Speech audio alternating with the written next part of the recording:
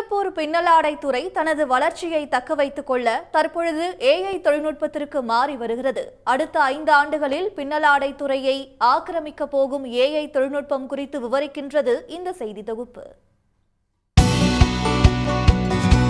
Artificial intelligence எனப்படும் AIயின் பங்கு அனைத்து துறைகளிலும் பெரும் பாய்ச்சலாகி உள்ளது. கணினி தொழில்நுட்பத்தின் கொடையான AI தொழில்நுட்பம் அடுத்தடுத்த பரிமாணங்களை நோக்கி சென்று கொண்டிருக்கிறது. அந்த வரிசையில் ஆடை உற்பத்தி துறையிலும் நுழைந்து அதிசயம் நிகழ்த்தி வருகிறது AI தொழில்நுட்பம்.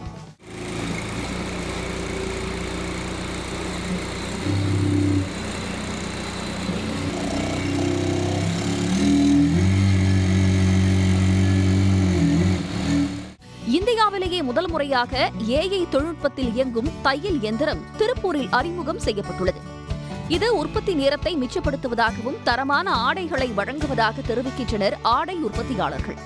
இந்த பீஸை சென்ஸ் பண்ணி ஃபேப்ரிக்கை ஆட்டோமேட்டிக்காக சென்ஸ் பண்ணிங்க. இதில் என்ன தேவை ப்ரெஷரோ அதை 0.0006 மைக்ரோ செகண்டில் சேஞ்ச் ஆகுது.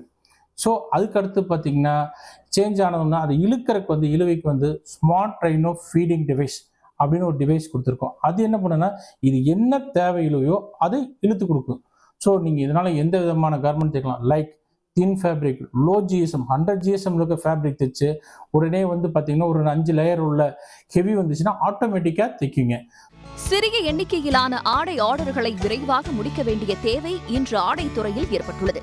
இதற்காக ஏற்படும் கூடுதல் நேரத்தை AI ஓவர்லாக் தையல் இயந்திரம் விரைவாக முடிப்பதால் அதிக லாபம் ஈட்ட முடியும் என்று உற்பத்தியாளர்கள் தெரிவிக்கின்றனர்.